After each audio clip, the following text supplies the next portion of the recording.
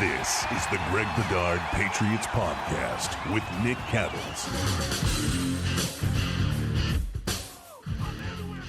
We have a win to talk about. That's right. The Patriots actually won.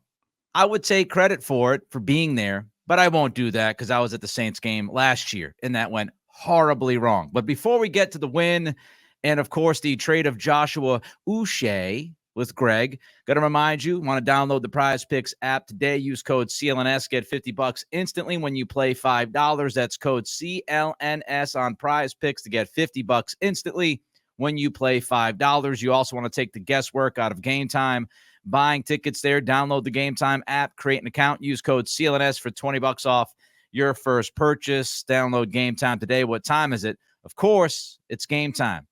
All right, Greg, before we get to the game, your thoughts about the response from this football team after all of the drama we saw, after the Jacksonville Jaguars beat down in London. Joshua Uche was traded yesterday to Kansas City for a sixth-round pick in 2026. Your thoughts on that deal? Yeah, I mean, look, would you like to get more compensation?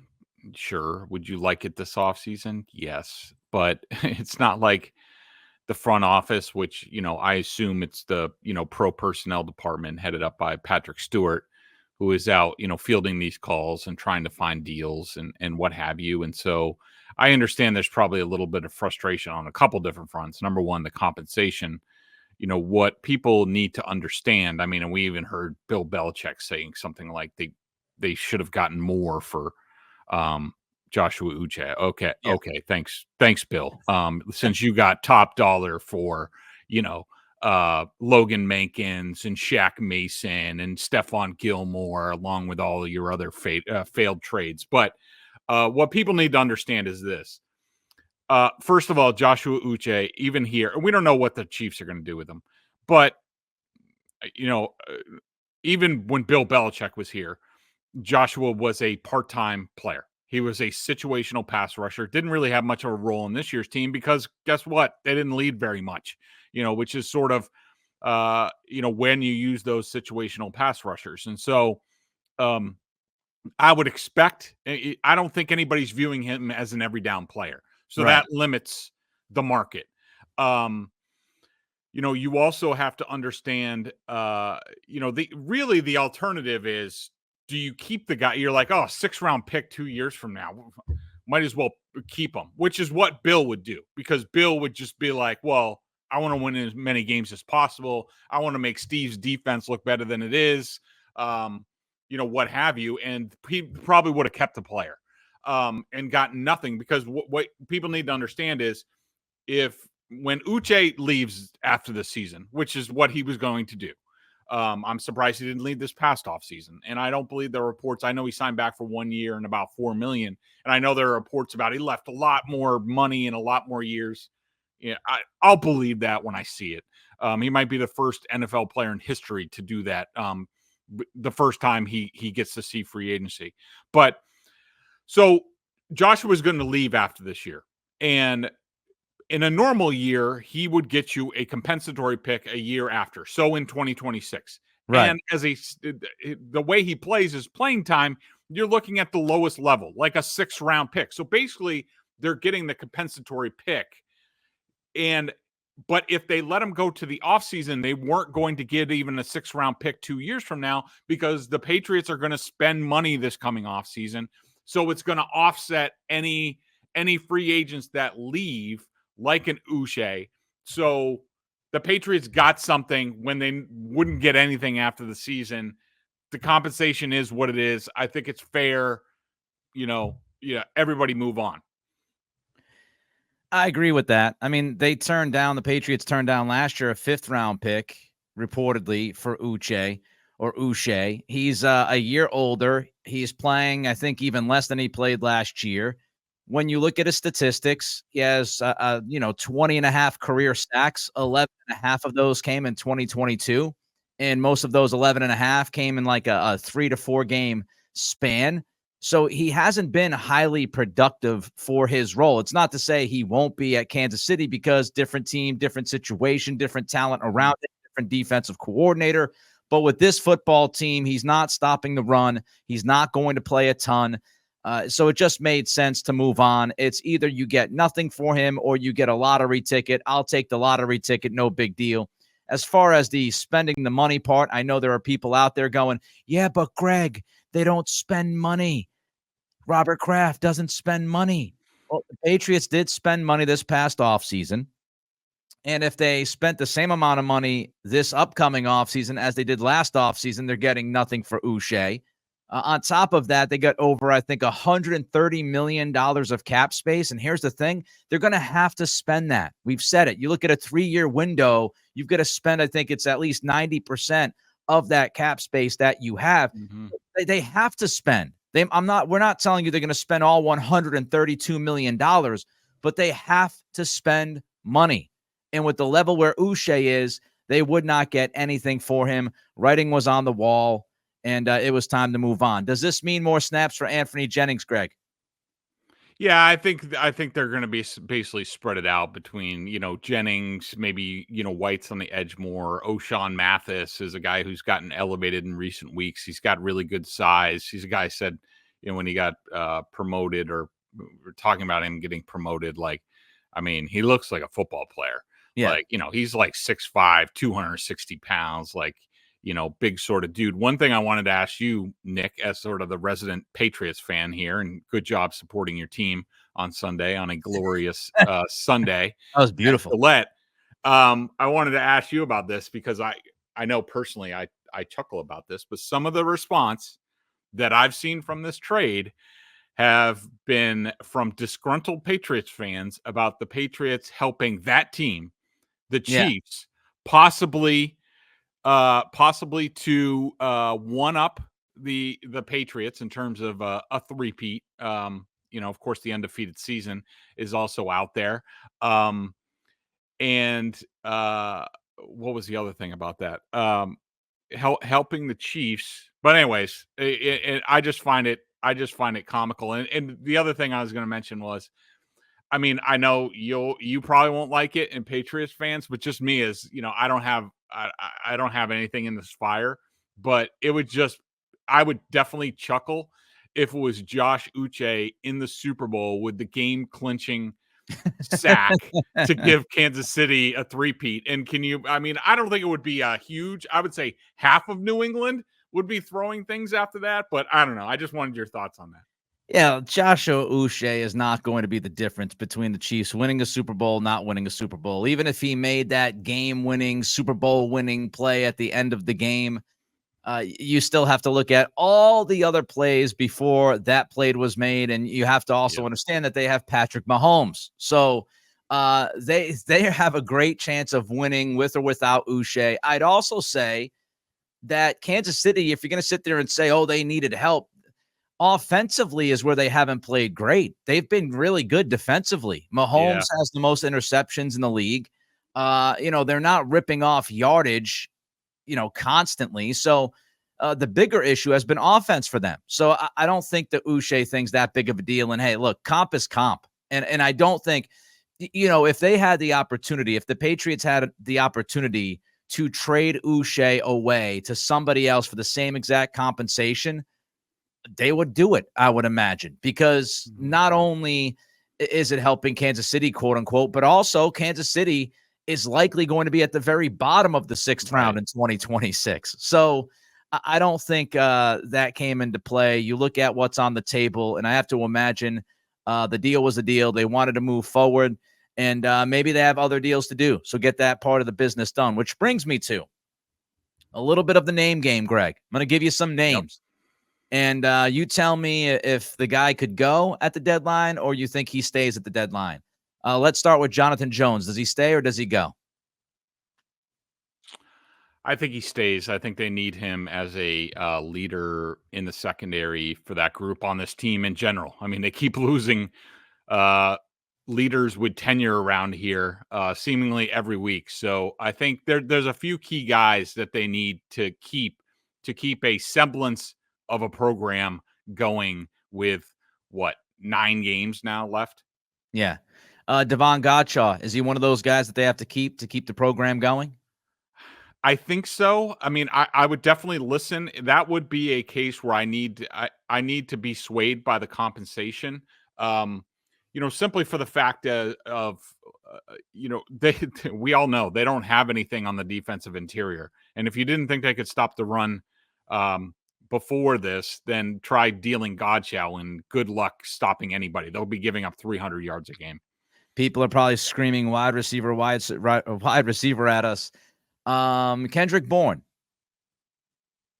I think he could go. I think, Nick, personally, I like Kendrick. I like his energy. I like all that stuff. I do think he's extremely overrated. I think that he has the tools. He's coming back from injury, but in terms of him knowing the offense and where he's supposed to be, that stuff, it's back when the former coaching staff was here and when Kendrick first got here, I mean, they basically had to hold his hand all week to get him to perform on Sundays. And as we've seen since that coaching staff departed, that has not happened. And I just think if somebody wants to give you something for Kendrick Bourne that's decent, I would definitely listen. I'm keeping Kendrick Bourne twofold. Number one, I need somebody in that wide receiver room to act like an adult. And Bourne seems like the only dude who's capable of doing that week in and week out. Number two, Drake Maye needs all the help that he can get. So even if Bourne's not a top receiver and he runs the wrong routes every once in a while, May still needs help. He still needs somebody who can be hopefully dependable for him the rest of this year. So I'm not trading Kendrick Bourne, but I would trade KJ Osborne. Would you, Greg? Yeah, no question. Anybody else on your list that you're looking at? So this is going to be an interesting name, and it's probably going to be blasphemous. And look, I don't want to trade the guy because I do think he's really good, and I don't think they're going to trade the guy because there's a lot of disclaimers and caveats here.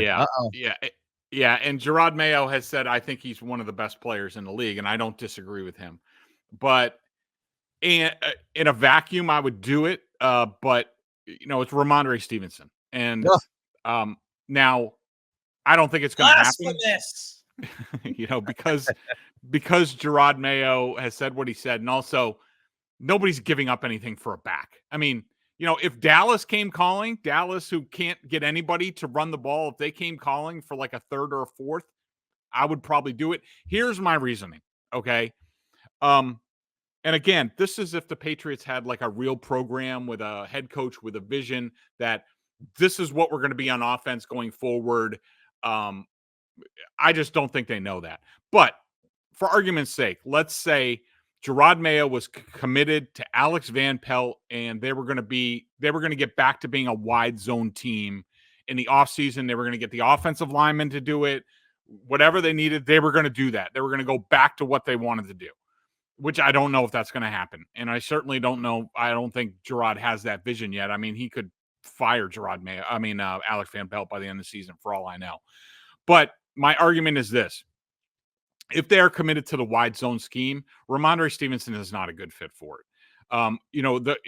In the wide zone, and we've seen them, he doesn't like it. Remember early on, I think it was the Bengals game, he basically said, stop calling wide zone. Let's just run power. He is a downhill power running back. And in the zone blocking scheme, you need vision, and you need one cut ability and get up the field really quick. That's not Rhamondre Stevenson. He struggles with that. So if the Patriots were dead set on being a wide zone team for the rest of the season and going forward, I would be interested in trading Rhamondre Stevenson because I just don't think he's a good fit for that. Totally against it. In the name of Drake Maye, I'll say it again. If you're trading Rhamondre Stevenson, in the name of the Father and of the Son, if you're trading Mondre and you're trading Kendrick Bourne, you're giving Drake Maye the poo-poo platter the rest of the year at running back. I like Antonio Gibson, but he's not a full-time back in my estimation. Hasty's fine, but I don't want to leave him so thin with players around him the next 10 weeks where it impacts his play. I want to keep him surrounded with as much talent as you can, even if it's not a ton of talent. So I'm not messing with those pieces. KJ Osborne, fine. See you later. Tyquan Thornton, whatever, for a bag of chips. But I'm keeping Bourne. I'm keeping Stevenson. Speaking of May, Greg, if you haven't heard, he got concussed on Sunday. Breaking news. Just your thoughts on the play. I saw you last night talk about this on BST with Mike and Mike, and I tend to agree with you as far as what May did on that play. He was stumbling, and I think if he had his feet under him, because we saw it happen earlier, when he slid nice and early, gut down, nobody was near him. I think that was just a bad scenario that unfolded where he was kind of stumbling with his momentum forward, couldn't quite slide just yet, and it was a bang-bang kind of thing. Just your thoughts on the play itself. Yeah, I totally agree. I just thought it was, at the end of the day, it was an unfortunate play and it was an unlucky play and it was a football play. I mean, Drake makes a great play, to get out of the pocket, pick up the first down. He breaks a tackle, which we've seen him do a few times, and that got him stumbling. And by the time he got his balance and his bearings, he's like, oh, I need to slide. It was too late. The guy was committed to the tackle. You don't like to see him get hit in the head. I mean, I do think, if I read the rule correct, I think they got rid of the provision about, if you're a runner, because then you can get blasted in the helmet. Basically the rules against intentional, forcible helmet to helmet contact. I don't think that's what it was. I think the guy was committed to, Drake. I think he was trying to hit Drake in the midsection, like if he kept running, like right in the ribs, but then May slid at the last second, and it turns out it was helmet to helmet. Again, I just think it was just an unfortunate play. I mean, if I were the coaches and I was talking to Dre, to May, I would just tell him, like, look, if you're stumbling like that, once you pick up the first down, just give yourself up and go down face first, and then nothing can happen. But that's tough to tell a player like that. And trust me, not that I think that Drake's going to get concussed a lot, but when you deal with these athletic quarterbacks, there's going to be a lot of discussions about, is he protecting himself, what he should do differently. And, these guys, you see it with Josh Allen, you saw it with Rodgers early in his career, Lamar Jackson, what have you.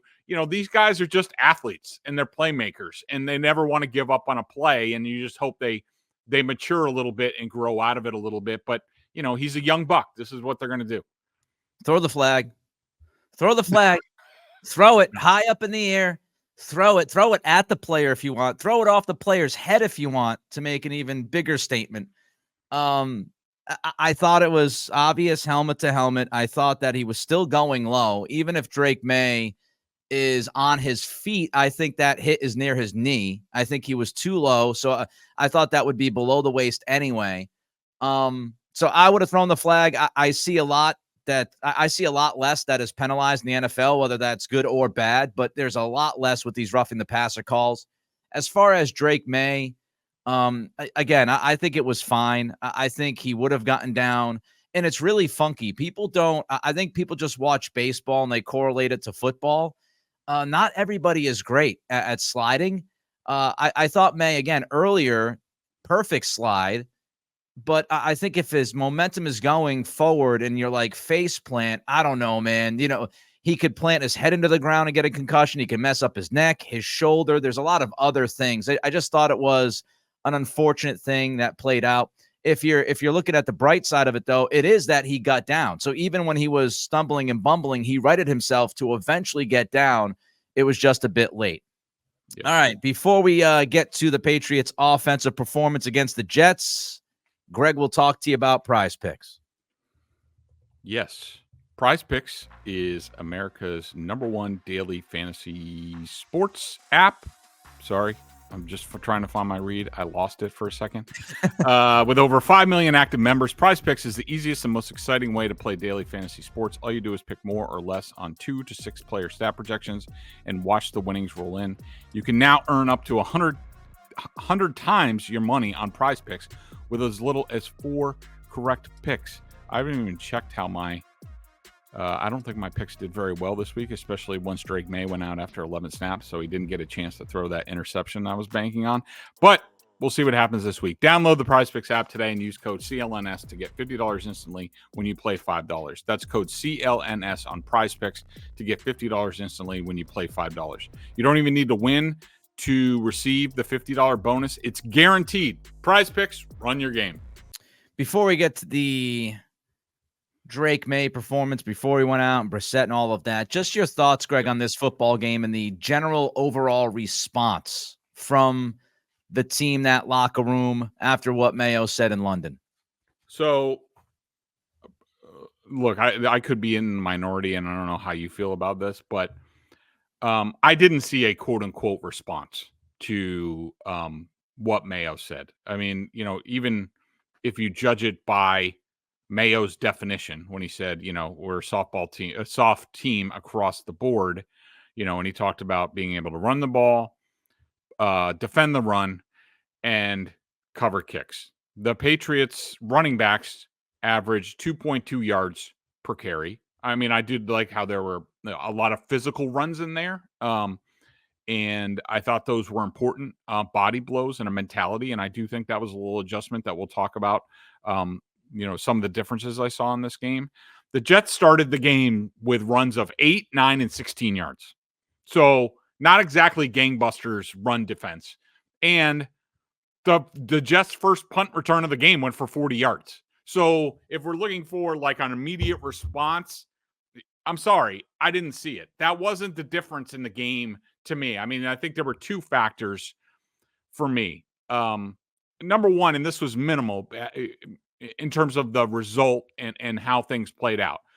But the Jets are pathetic. I mean, not only all the issues on their offense and 3 timeouts in the first quarter and the interim coach, their defense doesn't look anything like it under Robert Saleh. I mean, I think Woody Johnson made such a huge mistake firing Robert Saleh. It's not even funny. Like, they look like they have no clue on defense. They're not as aggressive as they were. They don't get after the quarterback. They're not covering in the back end like they did.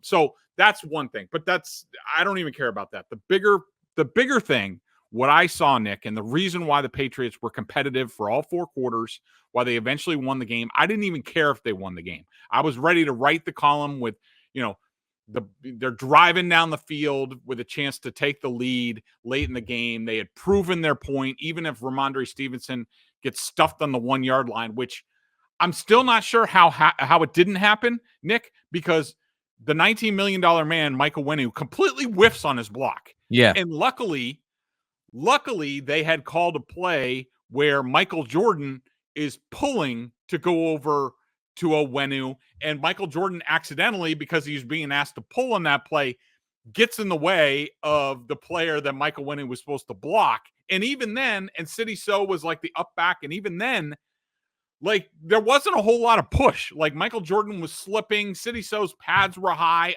When you look at it, you're just like, how did they score? How did Stevenson get in? And I just think it was Stevenson. He would not go down, and he kept powering through. But anyway, be that as it may. My overall point, my overall takeaway, and it's no different than how I thought after the game, and then after viewing the film, I feel the same way. To me, this was about Jerod Mayo and the coaching staff, and I have been very critical of them throughout. I will readily admit that. I don't take any of it away. I think I was right, and I think this game proved how right I was, because this was the first game since at least week 2, if not week 1, where I looked at a team that had direction, that had a focus, that had game plans on both sides of the ball, where the coaches said, all right, what do we have? What do we not have? How do we win this game? And to me, it looked like a head coach in Jerod Mayo, who probably for the first time in weeks rolled up his sleeves, got his hands dirty, told Alex Van Pelt, we're going to do this. Told DeMarcus Covington, stop calling all this exotic crap where people are going up and back and this and that when we can't even execute it. Just keep it simple. Go to man coverage. Put more guys in the box. And that's what I saw. That was the difference in the game, where I saw a team where the coaches put the players in position to succeed, in position to execute what was called, and they outcoached the Jets coaches. Now, that's a low bar at this point where the Jets are, but to me, Jerod Mayo and the coaching staff won this game, so kudos to them. So a couple things. I'll give them a little bit more credit as far as their resiliency against the Jets. Maybe resiliency that we didn't see consistently earlier, especially the last few weeks. You know, you go into the game without Duggar, late scratch. You put the pieces together. You got, Jonathan Jones playing some safety. He only played 30 snaps. Del Pettis played almost 40 snaps. Mapu's out there. Hawkins is out there. Did a good job. I also, we look at the wide receivers and all the drops, and they deserve all the criticism in the world. But I will give Booty and Tyquan Thornton some credit that they came back in the fourth quarter and made some big catches and did not let that, keep them down, so to speak. The run defense, the way I look at it is there was really one possession by the Jets where you saw a bad run defense, and that was the second possession for the Jets in the first half. They go 3 and out, I think, the first time around. That second series is where you saw, I think, the runs that you talked about. I think they had 30-plus yards on 3 carries during that possession. Outside of that possession, Greg, I thought the run defense was actually pretty good. Rodgers probably threw the football too often. I thought the Jets had opportunities to run on short yardage, and they didn't. But you look in the second half, that run defense gave up only 3 runs of more than 5 yards. And where you're coming from before that game, to give up only 3 runs of 5 or more yards in the second half, and they had 3 or 4 stuffs in the second half, I thought they got significantly better as the game went on, and I do give them credit. I thought Jennings played well, Tavai played better, Godchow played better than he played against Jacksonville. So those are my thoughts as far as just kind of the big picture stuff. Drake Maye, before the concussion, what'd you see? I thought he was great. He graded out very high for me. In that sequence, I'm just looking through the plays. Now, the first third down, the deep throw to the right to Kayshon Boutte, that was a minus decision for him. He should not have gone there. Let me ask you that, because I wanted to ask you about that play. I'm glad you brought it up. Yep. To me, when I was there live and then when I watched it over again yesterday morning, that just felt predetermined. That felt similar to like the Houston thing where I got man-to-man on the outside. I'm giving my guy a shot. But it seemed predetermined, and I don't know, maybe, 1 or 2 guys looked open underneath. So do you think that was just a predetermined shot by Maye? Yeah, I didn't understand why he did it because I'm just watching back on the film now. So it was shotgun. They had trips to the left, and they had Boutte was X ISO on the right side. Stevenson, I think it's Stevenson, was offset right, and like before the snap, the Jets, the numbers, like as a quarterback, it's not overly complicated. Football's not overly complicated. And sometimes you'll get a defense that's going to trick you, that's going to show you numbers, but then they're going to change the numbers. The Jets don't really do that, and without Saleh, they definitely don't do that. Patriots had 3 to the left. The Jets only had 3 defenders over there, so that's a win for the Patriots. On the right side, you had Boutte and you had a safety over the top. So at the beginning, I mean, I think maybe Maye thought they were going to rotate and just leave the cornerback over there, but they actually dropped into 2 shell. And so the Patriots had even better numbers to the left. And so, like, I think it was, I'm watching it right now. They had a couple guys open. If he hung with it and he had great protection on the play, they had actually a really good route concept here where Kendrick Bourne is doing sort of a corner route. There's a low, I think it's not Boutte, but it's got to be Pop Douglas, comes on a low crosser, and then behind that, Hunter Henry is going up and coming on an in. And Hunter Henry, if all 3 of those guys were options on that play on the left side, but Maye, for whatever reason, thought that it was going to be a really good matchup for him, and that was a poor decision. One of his few. I'm also looking at I thought his scramble on the touchdown was great. I thought his throw to Tyquan Thornton was really good. I know there's video out there. I think you retweeted it from some scout. I don't know, whatever. Yeah. You can't tell these Twitter accounts where the guy was like, I don't know, he made some sort of comment about there aren't many more talented guys that can make this throw. I mean, first of all, enough with the hyperbole. Like, there's a lot of guys in the league now that can make that throw. It was a good throw. Tyquan Thornton should have caught it. A great throw. A Josh Allen throw would have been a little bit closer to the sideline because one of the reasons Thornton dropped it is because he had to slow up and the guy bumped into him as he was trying to catch the ball. But that's still a plus throw. It was really good. His scramble for 18 yards was really good. His throw over the middle to Kayshon Boutte before he went out of the game on 3rd and 12 was a great throw. Drake Maye, look, every game he looks better. He looks more and more comfortable. If he would have stayed in the game, this probably would have been the game where he really broke out and everybody had their pants off, including, Nick Cattles in section 305. 102. So it's a shame that didn't happen, but this kid gets better every time he plays. I thought the throw to Thornton was great. I think you're being a little bit of a wet blanket on that. I don't know if there's a lot of guys in the league that can make that throw, frankly. I don't think there's a lot. I think a lot's a stretch to say a lot of guys can make that throw on Two guys in this division. Off Rodgers and Allen. Rodgers can't make that throw anymore. Yeah, he can. No, he can't.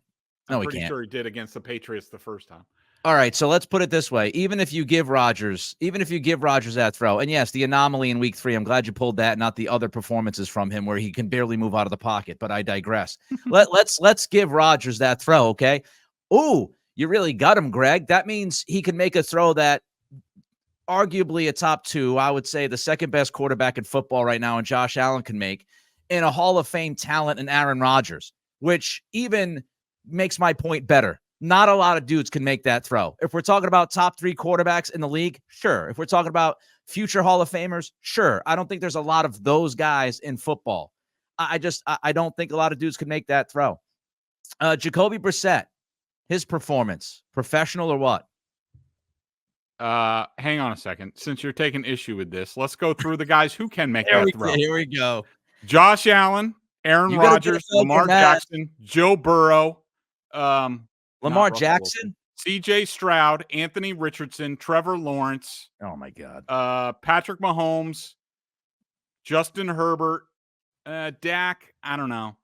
Jalen Hurts. No. Jaden Daniels, Caleb Williams. I would say no on Jared Goff. Jordan Love. Yes.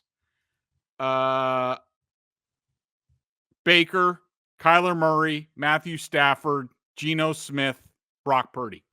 A lot of guys can make that throw. You're out of your mind. Jacoby Brissett.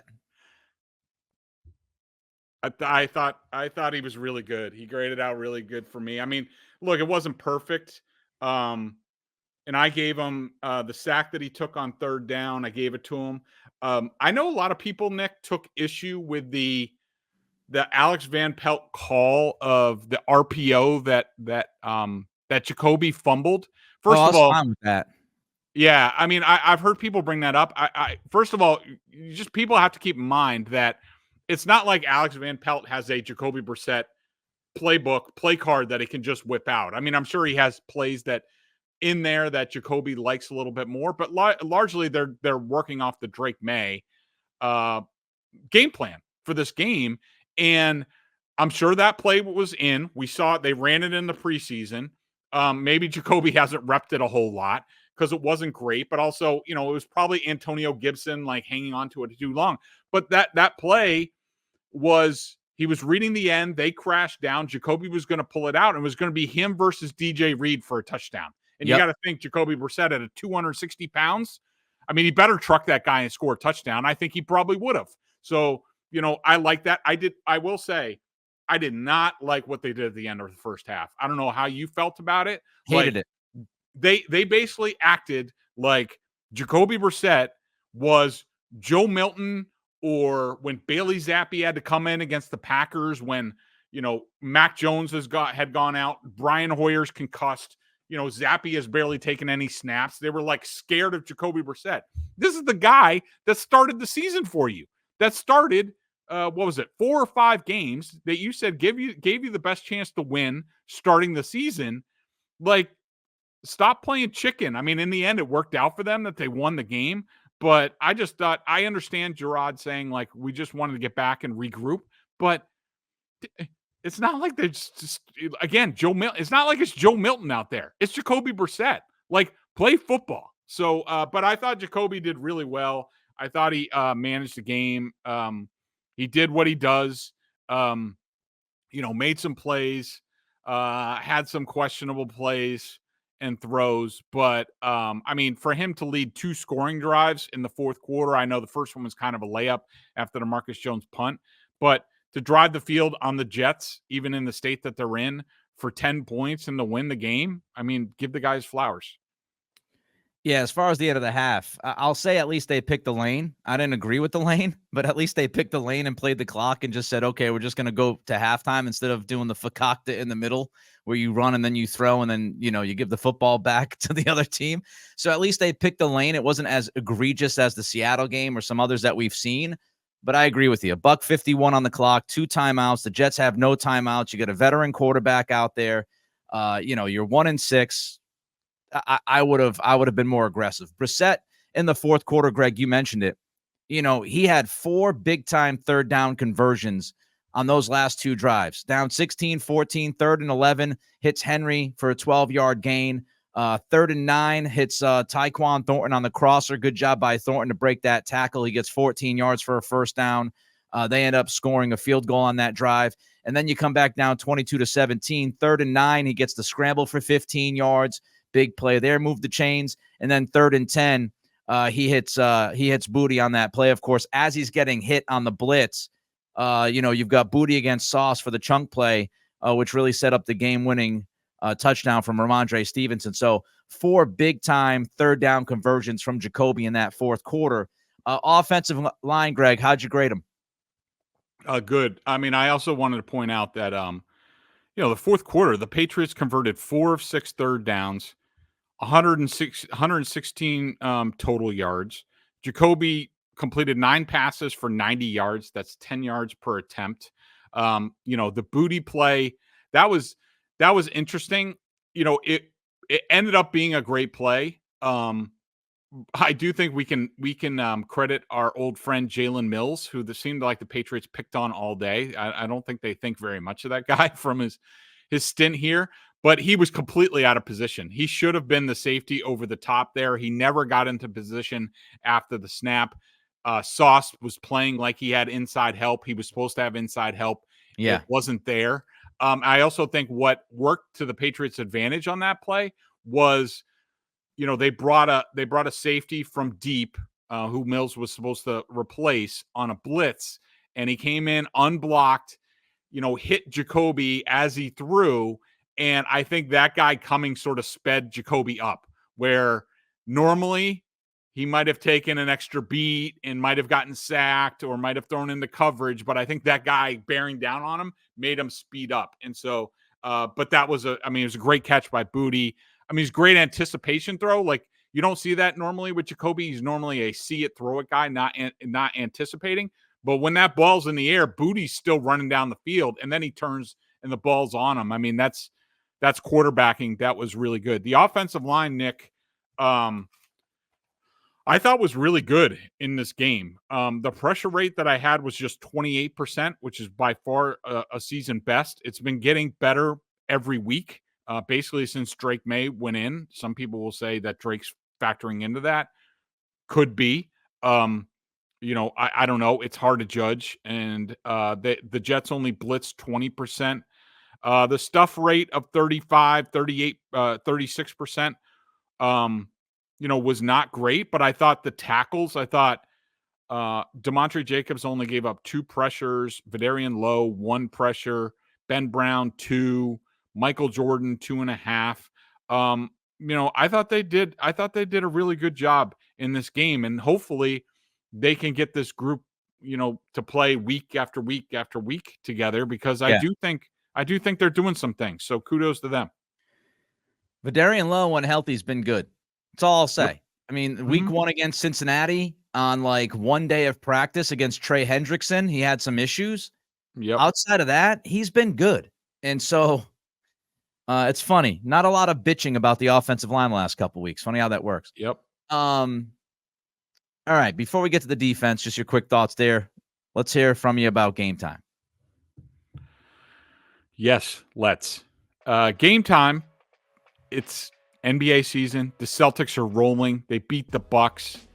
Peyton Pritchard is, doing his Eddie House impression. And the crowd's been incredible. You got to be there. You got to be there to experience all that's going on with the Celtics right now. And we got college basketball coming up. And the place you need to go for tickets is Game Time. Game Time Picks filters out all the fluff to show you only incredible deals on great seats, so you don't have to waste time searching through thousands of tickets. Love the all-in pricing. Toggle this feature. It shows you the total up front with no surprise fees. You can see your seat views, get a panoramic view from your seat before you buy. I have to have that every time. Download the Game Time app, create an account, and use code CLNS for $20 off your first purchase. Terms apply. Again, create an account and redeem code CLNS for $20 off. Download Game Time today. What time is it? Game Time. Yes, college basketball. Greg's very excited. You can follow him on Twitter to get all of his incessant Rutgers college basketball tweets and retweets and posts. And Dylan Harper, Ace Bailey, baby. We back. He's out of control, folks. All right, defensively, you talked about Covington earlier. The linebackers, did they play better this time around?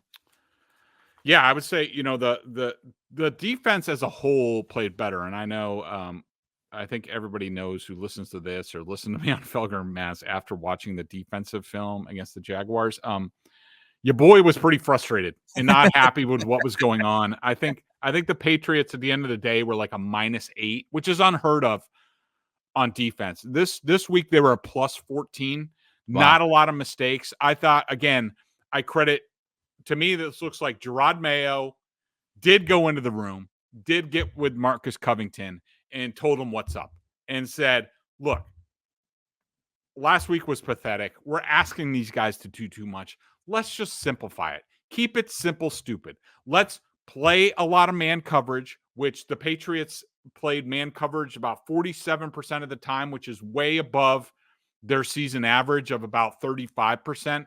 So they played a lot more man coverage. They said, basically, Davante Adams is great in reputation, but when you watch him on film, I mean, the dude is no defensive coordinator is losing sleep over Davante Adams right now.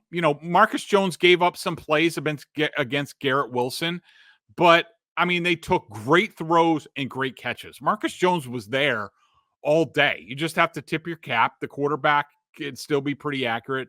The receivers pretty good.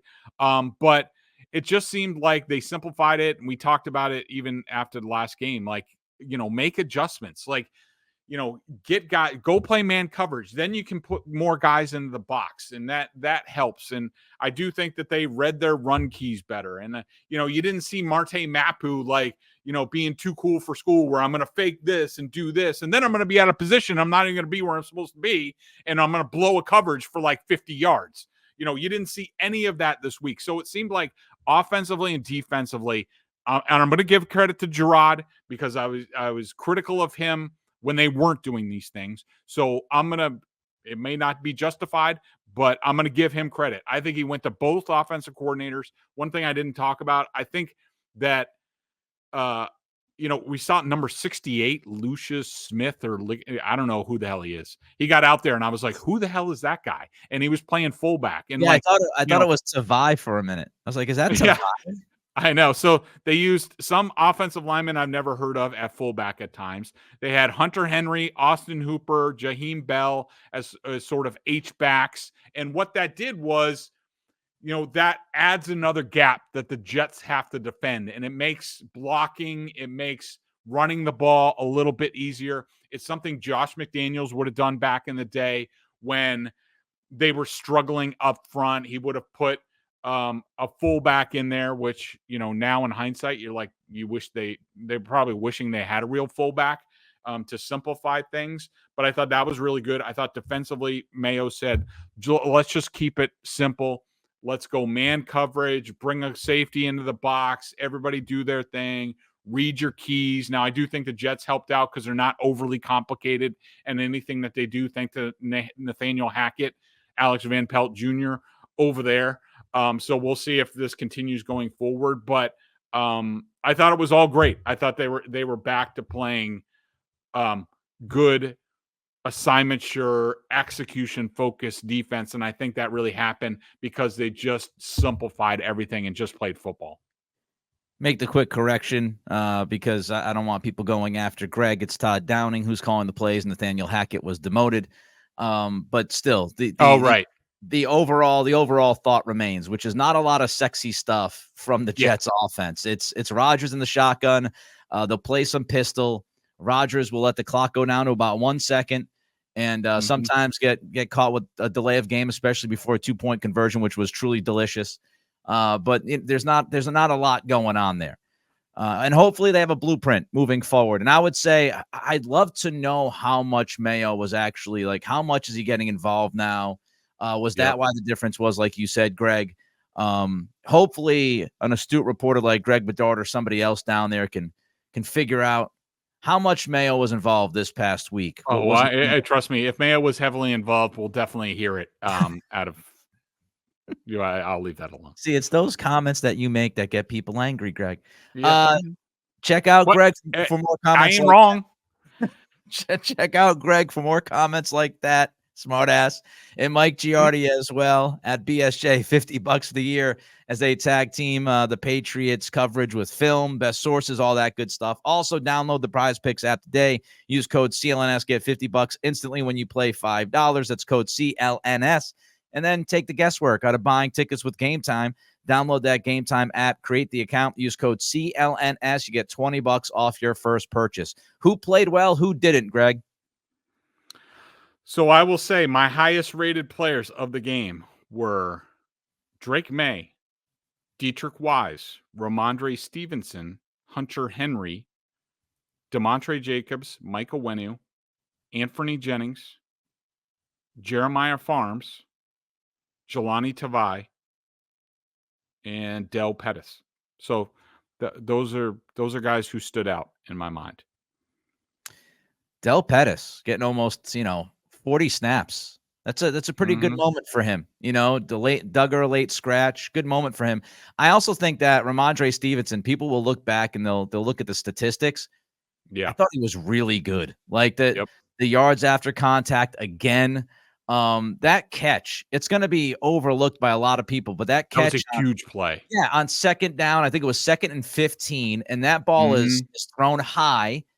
There's a defender coming over. It's pretty well covered. Stevenson plucks it out of the air, then makes the spin move, keeps his feet in bounds, and picks up 14 yards to set up the 3rd and short. That's a gigantic play that eventually led to the second touchdown of the game for that Patriots offense. So I thought Stevenson was really good.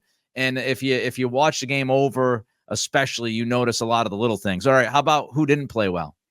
So you'll be surprised. I did well. I mean, I guess at the end they don't grade out all that poorly because of they don't get that many opportunities. But guys, obviously Antonio Gibson. I'm not going to put Booty at the end of the day graded out positively for me, even though he had the struggles earlier.